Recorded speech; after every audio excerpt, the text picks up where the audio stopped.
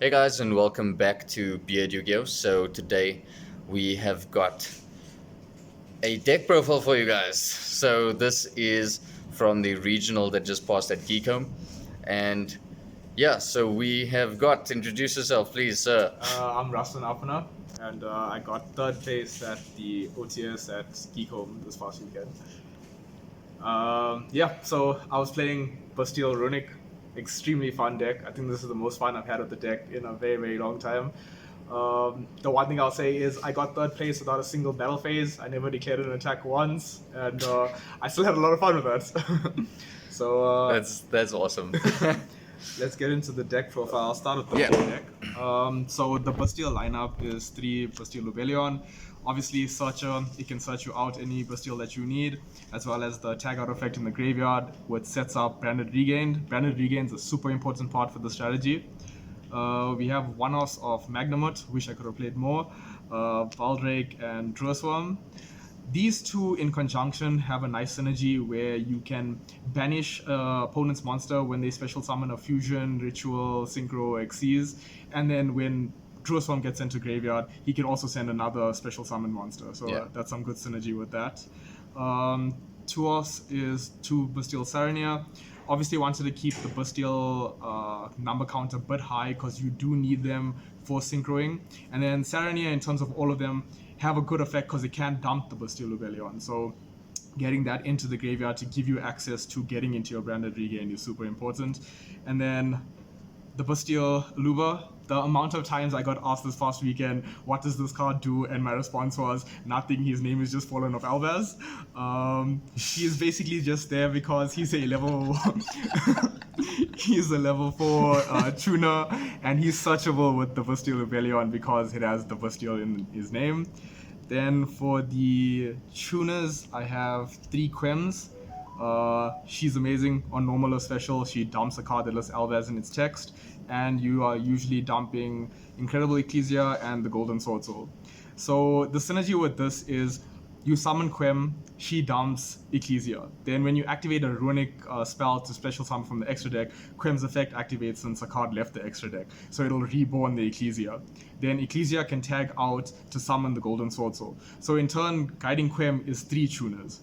On her normal summon.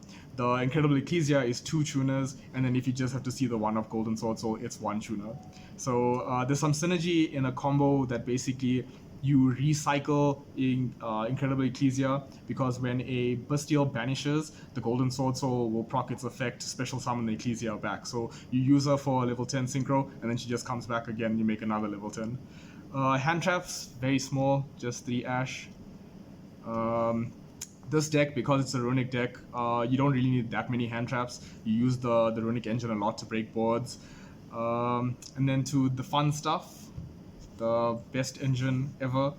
I actually bought this, the Runick engine just for this deck. The standard 2 fountain, it's gonna be 3 tip. Don't mind that mixed rarity. Flashing Fire as a 3-off. Runick Destruction as a 3-off, Runick Slumber as a 3-off, Freezing Curses, and then the 2 1-offs were Smithing Storm and Runick Dispelling. I wanted to have a few more Runicks in the deck so you actually always see them consistently, because a lot of Runick decks in the past you would need to have at least 2 of them in the hand to do something. In this deck, you can set up Fountain and you draw so much throughout your normal play, you'll draw into Runick cards eventually. So you don't always need to have 2 from the beginning. You literally just use that first one to summon Hugin in the beginning, bring a proc Quem's effect to bring back a tuner, and then just play from there. Some spice for the deck is Duality. I love this card since it came out. It's actually nice that there's a deck that can play it well. One of the most important aspects of Duality is dodging Imperm on Hugin in the draw phase. And another really, really good part of Duality is everyone doesn't know its second effect, the recycling effect. So you can banish itself for cost and then target a light and dark monster in your graveyard, shuffle them back into the deck and draw a card. So you can recycle your Hugins, your Garys, any of your light and darks that you just want to get back into your deck and then just draw again. And then more draw power, Banded Regain. this card I think is like the MVP of this deck. The best part about this card is like the recycling. You can Bystial your own cards, recycle them, draw a card, you have more cards in your hand. A nice little interaction also in the Xtra Deck is obviously I'm playing SP Little Knight. SP Little Knight can activate the effect, banish 2 cards, and then bam, if your opponent has a light or dark monster, they're not getting it back in the end phase because I shuffled back in and then I drew a card. Yeah, so that's everything for the main deck. For the Xtra Deck, we have the standard 2 Hugin, 1 Gary.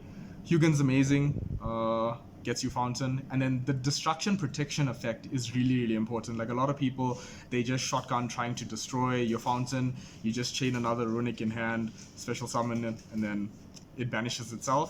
And then the nice thing with that is the banish effect, if you have Regained up, you can just proc Regained off of it. You just draw another card and you put Hugin back in. The one of Sleipnir. Sleipnir comes up not so much in the convention of its effect. I summon it a lot of times just as an Xtra Deck body to make SP with. There is a lot of times also when my opponent thinks they're going to attack me directly and then I activate this, special summon him, and then in the battle phase he has the effect of basically SP Little Knight at home where it can banish itself and a card and then they come back in the end phase. So same thing with Regain. Regain, if it's a light or dark monster, you can put it back in. Then to the level 10 synchros, we have Baron, Chaos Angel, and Chenying, and then as well as the Sparta. I think in this deck you go into Baron most of the times. Turn 1, it's always going into Baron. You sometimes use the Baron negate in your turn just to like continue playing on, and then in your opponent's standby phase you can literally tag out into like a Magnamut and then get another Magnamut search. The whole point of this deck is basically just getting cards into your hand. The level 6 tuners that I play basically are going to be Tri-Edge and Coral Dragon.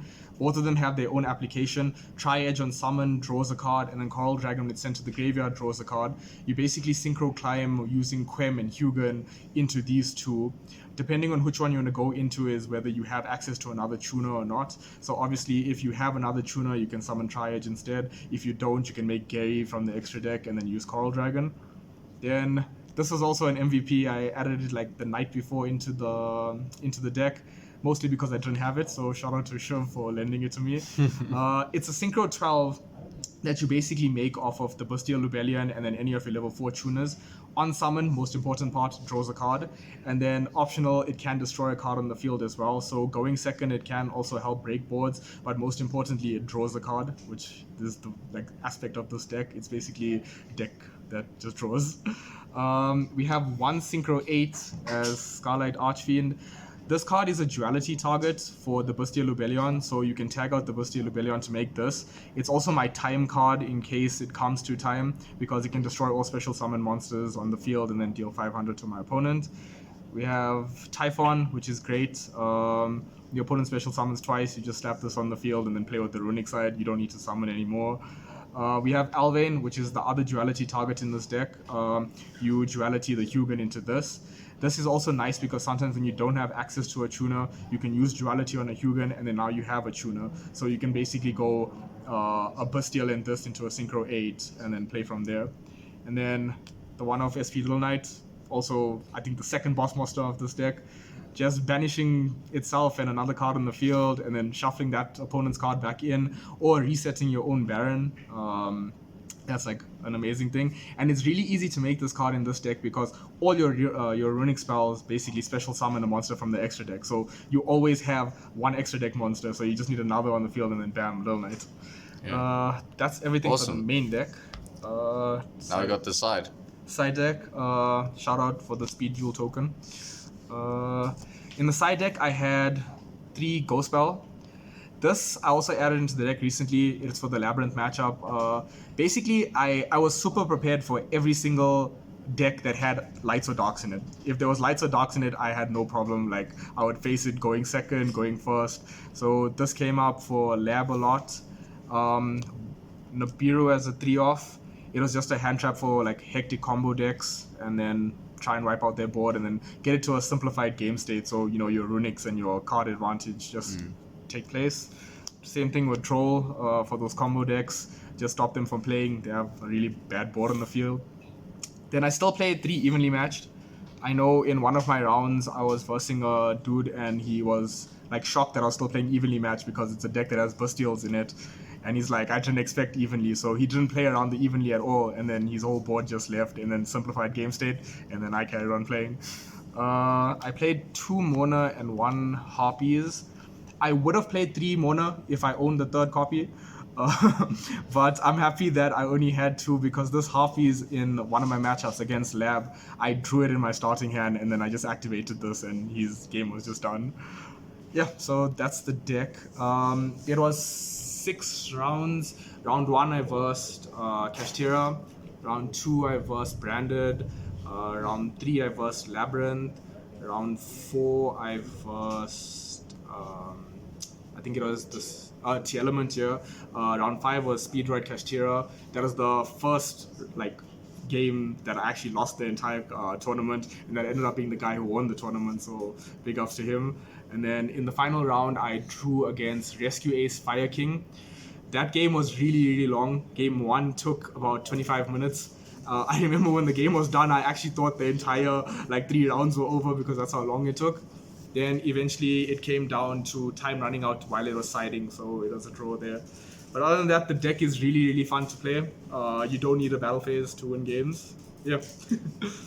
Nice, man. So do you have any shoutouts? Anyone you would like to thank for maybe helping out or... Yeah, so I actually have a long list of shoutouts. So I'll start out with the 3 shops that also shout out to Theon and Theon's site. I bought a lot of my Runick stuff from Theon's site.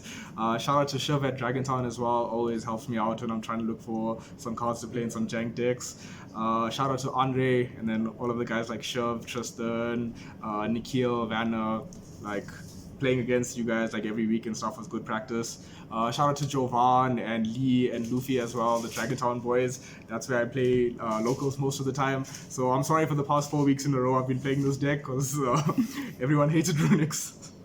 Yeah, and that's it for my side. Awesome. Thanks, man. Once again, congratulations. And we hope to see you topping another event. Hopefully. All right. Cheers. Cheers.